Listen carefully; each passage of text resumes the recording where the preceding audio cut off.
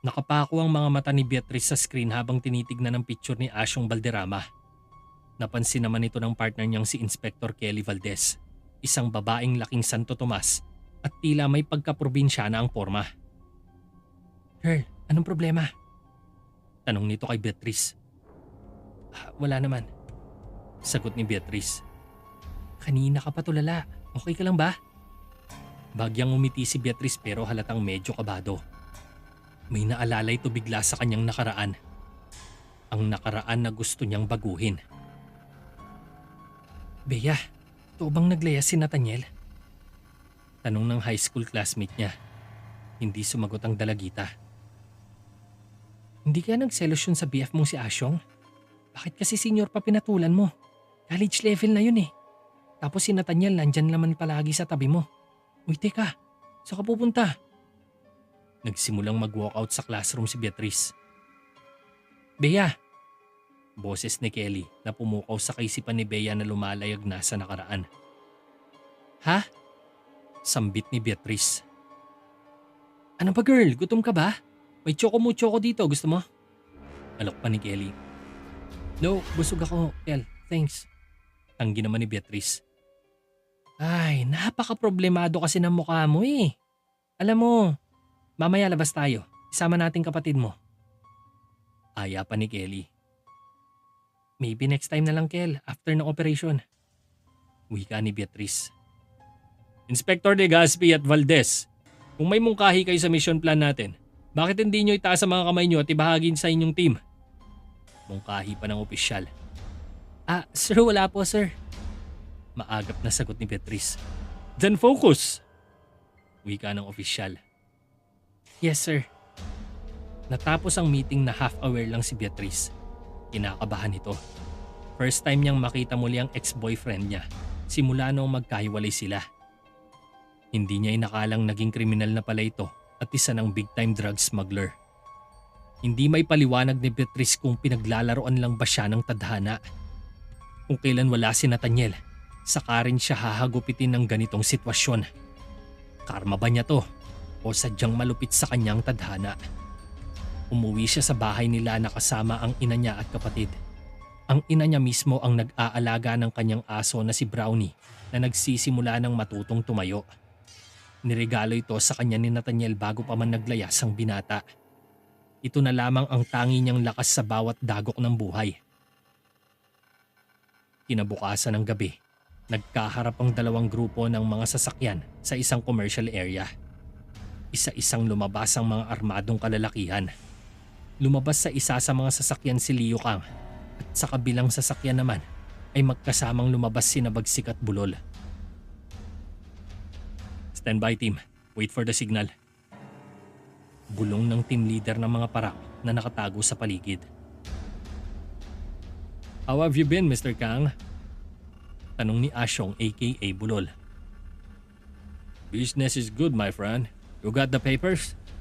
Tanong ni Leo aka Rambo. Lumapit ang isa sa mga tauhan ni Ronaldo alias Bagsik at may dalang dalawang malaking bags at binuksan ito sa harapan ni Leo Kang. 2 to 20 million pesos, Mr. Kang, as we agreed." Napangiti naman si Rambo at sumenyas ito sa dalawa na sundan siya. Pumunta sila sa likod ng isa sa mga kotse at binuksan ang likod nito. Ipinakita ang bulto-bultong malalaking packs ng cocaine. "First grade, my friends," wika ni Rambo. "Nice." Nakipagkamay si Bulol kay Rambo. "Walang kikilos ng masama!" Halos magkakasunod na lumabas ang mga pulis sa paligid. Nagsibunot ng mga baril ang dalawang grupo. "What is this?" Galit na tanong ni Mr. Kang. This is not us," sagot naman ni Asyong. Nagpalitan ng mga bala ang magkakabilang grupo. Agad tinamaan si Mr. Kang alias Rambo sa kabilaang putukan. Hinatak naman ni Bagsik si Bulol at paatras siyang nakipagbarilan sa sino mang makikita nila. Tinamaan ang ilan nilang kasamahan bago pa sila makasakay sa kotse. "Buisit! Makakatakas sila! Huwag niyong palabasin!" Sigaw ni Beatrice. Lumabas siya sa pinagtataguan at tinakbo ang papatakas na sinabagsik. "Bea! Sandali! Sigaw naman ni Kelly Valdez. Hinarang ni Beatrice ang kotse ni Bagsik at tinutukan ito ng baril. Tumigil kayo, Asyong! Nagulat si Bulol nang makita sa harapan ng kotse nila si Beatrice. Bea! Wika ni Asyong alias Bulol. Biglang pinaharurot ni Bagsik ang kotse at muntik nang masagasaan si Beatrice. Sinubukang barilin ni Beatrice ang gulong ng kotse pero di niya ito matamaan. Agad niyang nakita ang isa pang kotse na naabandona ng kasamahan ni Bulol at Bagsik. Hinampas niya ng baril sa mukha ang driver nito at inagaw niya ang sasakyan. Agad niya itong pinaandar para habulin ang mga tumatakas na mga kriminal. Humarang si Kelly at binuksan ang passenger seat na pinto sa harapan. Hindi pwedeng mag-isa ka lang, sis. Wika ni Kelly. Thanks, Kel. Napangiti pa si Beatrice. Naiwan naman ang iba pang kapulisan habang inaaresto ang mga natitirang miyembro ng sindikato. Sa loob naman ng kotse na sinasakyan ni Beatrice ay nagradyo na si Kelly ng backup at kung saan ang kanilang targets. Napadpad na sila sa main roads at muntik pang mabangga ang kotse nila sa biglaang pasok sa intersection. Dumiretso pang muli ang sasakyan at napansin sila ni Asyong. Kilala mo ba ang parak na yon, Bulol? Tanong ni Bagsik. Oo, ex ko yun, matagal na. Sagot ni Asyong. Tangina, pambihirang tadhana yan ah. Ano gagawin mo ngayon? Dahil wala akong planong sumuko. Wika ni Bagsik.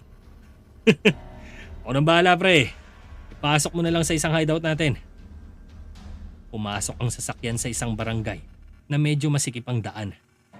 Muntik mabangga ang ilang street vendors at napilitang huminto ang kotse at tinabandona na ito ng dalawa. Kaagad ring huminto ng kotse sina Beatrice at hinabol pa ang mga suspects. Tigil! Tumigil kayo! Inasinta ni Beatrice ang isa sa mga lalaki. Tinamaan sa likod si Bagsik at natumba to.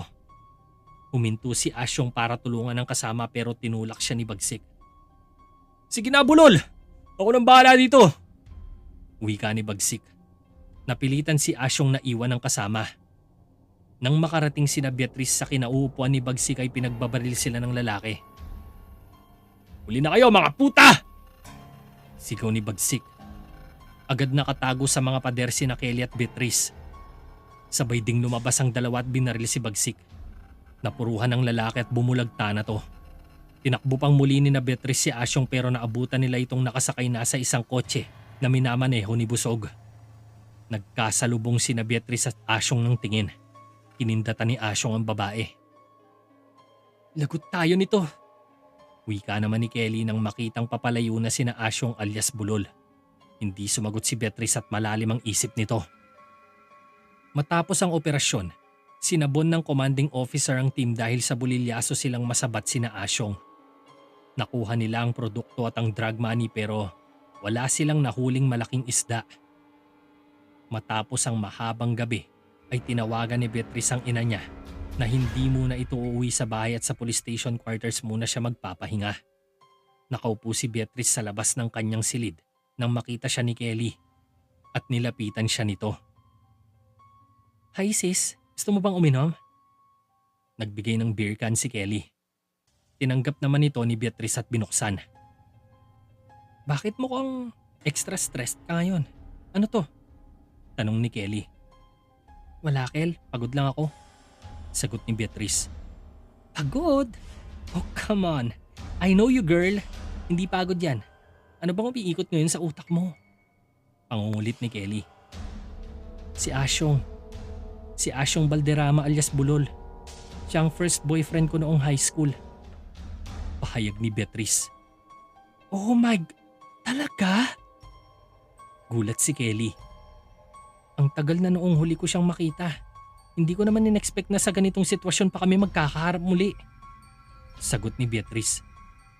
Kaya pala ganun na lang reaksyon mo nung makita mo ang picture niya. Teka, may feelings ka pa ba sa kanya?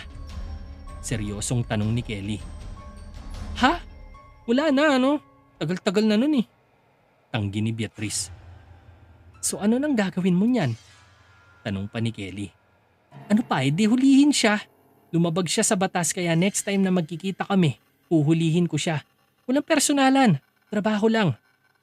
Litanya ni Beatrice. Buti naman kung ganon. Narinig kong malaki na raw ang records niyan sa abroad eh. Wika pa ni Kelly.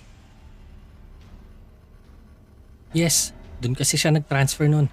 Isang Thai Filipino ang tatay niya. Sagot naman ni Beatrice. Anyway sis, may chance pa naman tayo eh. In the meantime, bawasan mo na muna yung pagdadrama mo. Nakipag-cheers ito ng beer can kay Beatrice.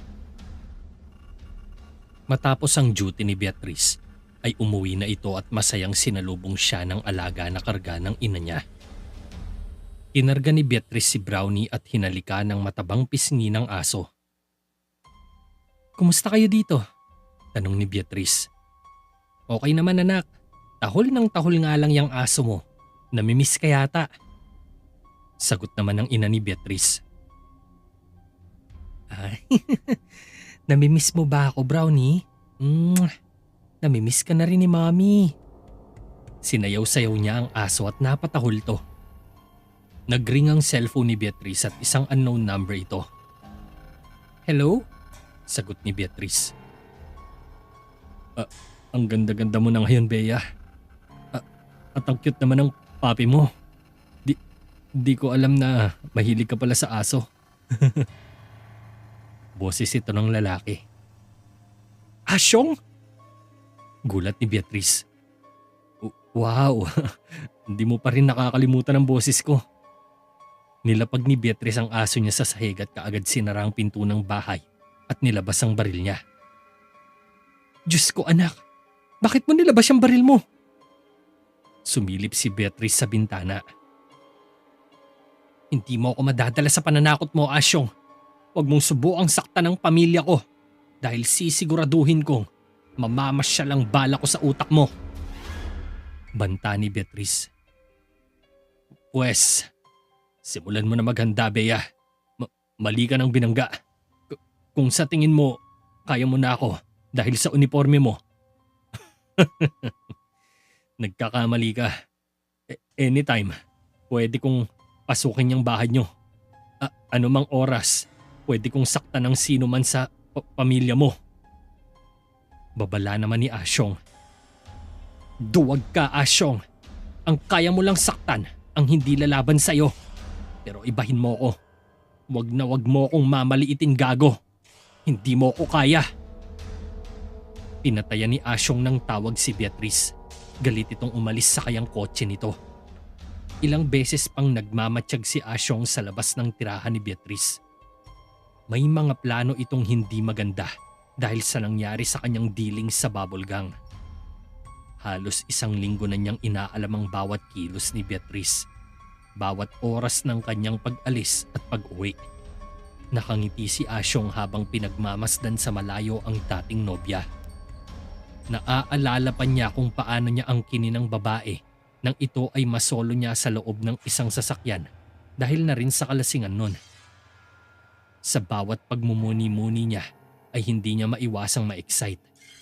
Nakikita niya ang kagandahan ng katawan ni Beatrice. Kung dati payat pa ito, ngayon ay malaman na at mas lumaki ang dibdib at puwet. Wala pa ring kupas ang kagandahan nito. Maghintay ka lang, Bea. Magiging akin ka rin ulit. Wika ni Asyong. Dinig ko, hindi raw basta-basta ang kababata niyan, pre. Nasa ibang bansa at isa raw secret agent. Ingat ka sa mga plano mo, baka masukol tayo niyan. Tugon ni Martin Del Pilar alias Busog, ang isa sa long-time partner ni Asyong. Nasa loob ng isang tinted van ng 2 at may 3 pang kasama sa likod ng sasakyan. Pawang may balak kay Beatrice. Kilala ko na yon, tol. At kilala mo rin ako. Wala akong kinatatakutan. Kilala ko ang kababata niyan. Naalala ko, binastad yun ni Bea. Tapos bigla raw naglayas. Tangina, lalampa-lampa naman yun eh. Walang binatbat yun sa akin, pre. Pagmamayabang pa ni Asyong. Yan ang gusto ko sa'yo, bulol eh. Lakas ng trip mo. Kailan mo ba huhuliin ang chicks na yan? Tanong pa ni Busog at hinihimas ang malalobong tiyan. Huwag kang mag-alala. May plano ko. Ilalatag ko lang ang palay at siguradong hahabulin niya ng inahin. At pagkatapos, masisiklo ko na siya sa patibong ko. Habang nag-uusap ang dalawa, nakita nilang umuwi ng bahay ang nakababatang kapatid ni Beatrice na si Nicole. Maganda din ito at maamo ang muka. Isang dalagang hindi makabasag pinggan. Aba, mukhang nagbubulaklak na rin tong kapatid ni Bea. Wika ni Asyong. Ano bulol? Tirahin na natin. Sabat ni Busog. Mamaya, kapag makatsyempo tayo pre. Tugon naman ni Asyong. Samantala, lumabas naman si Beatrice at sumakay na sa sundong pulis mobile kasama si Kelly Valdez. Maingat namang sinundan ni na Asyong ang kotse. Nasa kahabaan ng kalsada ang kotse ni na Kelly nang lumiko ito sa isang kalsada, papasok sa isang barangay. Sumunod ring lumiko ang van ni na Asyong pero nagulat sila nang maglaho ang sinusundan nila. Ha? Saan sila nagpunta? Tanong ni Asyong. Sa isang sulok na eskinita biglang umarangkada ang pulis mobile at nasa gilid ito ng van. Binangga ni na Kelly ang van at nadala ito papunta sa kabilang gilid ng kalsada. Kaagad bumaba ng kotse si Beatrice at binunot ang baril. Akala nyo ba maiisahan nyo kami ha? Wika pa ni Beatrice. Binanata ni Beatrice ang van at tagos ang mga bala nito. Tangina! Arangkada na bulol! Sigaw ni Busog at duguan nito sa tagiliran. Umuusok ang kalsada sa tindi ng pag-accelerate ng mga gulong pero nakapin down pa rin sila dahil iniipit ng mobile ang van nilang nakatagilid na. Baba! Tangina nyo! Baba! Humarap si Beatrice sa van at tinutukan ng driver's seat. Biglang bumukas ang sliding door ng van at lumabas ang tatlong kasamahan ni na Asyong. Alisto naman si Beatrice at pinagbabaril ang mga to. Hindi na nakaporma pa ang mga lalaking armado. Baba sabi! Bumaba ka dyan, Asyong! Ina mo! Sinipa ni Beatrice ang harapan ng van. Binuksan naman ni Asyong ang pinto at nakataas ang kamay. Okay. Susunod na ako. Nakangiti pa ito nang makaharap si Beatrice. Lumapit ito pero umatras ang babae. Diyan ka lang! Dumapa ka at ipatong mo sa ulo mo ang mga kamay mo! Utos ni Beatrice habang nakatutok ang baril niya sa suspect. Kamusta ka na, Bea? Ang ganda mo ngayon ah. Sabay ngiti ulit ni Asyong. Sige, magsalita ka pa. Palalambutin ko na yung tuhod mo. Madali lang isulat na ng laban kayo, gago. Subukan mo ako ngayon. Tarantado ka. Dapa!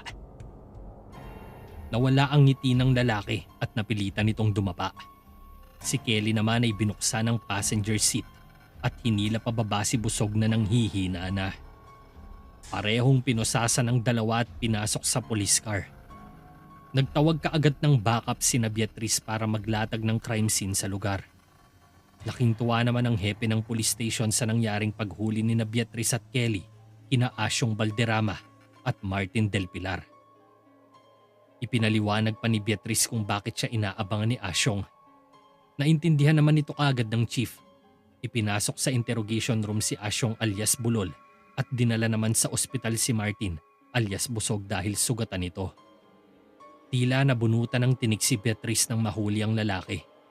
Napaupo ito sa kanyang opisina at pumikit sandali. Naalimpungatan siya nang may kumatok sa pinto. Si Kelly to. Oh! Pagtataka ni Beatrice. Sis, may problema. Halika sa interrogation room. Ani Kelly. Sumunod kaagad si Beatrice at pumasok sila sa silid. Dito nila naabutan ng ilang interrogator at observer. Legazpi! Lumapit ang isang pulis. Anong problema, sir? Nakakunot noo si Beatrice. Huwag kayong magbulungan dyan. Wika ni Asyong. Pinarinig ng observing officer ang isang phone record. Sabihin nyo kay Beatrice Legazpi Nasa amin ang kapatid niya. Kung gusto niyang makita pang buhay ang kapatid niya, kailangan niyang pakawalan sina Bulol at Busog. Bibigyan ko kayo ng 4 na oras. Tatawag ulit kami. Kapag wala pang nangyari, pasensyahan tayo. Boses ito ng isang lalaki. Ate! Sigaw naman ni Nicole.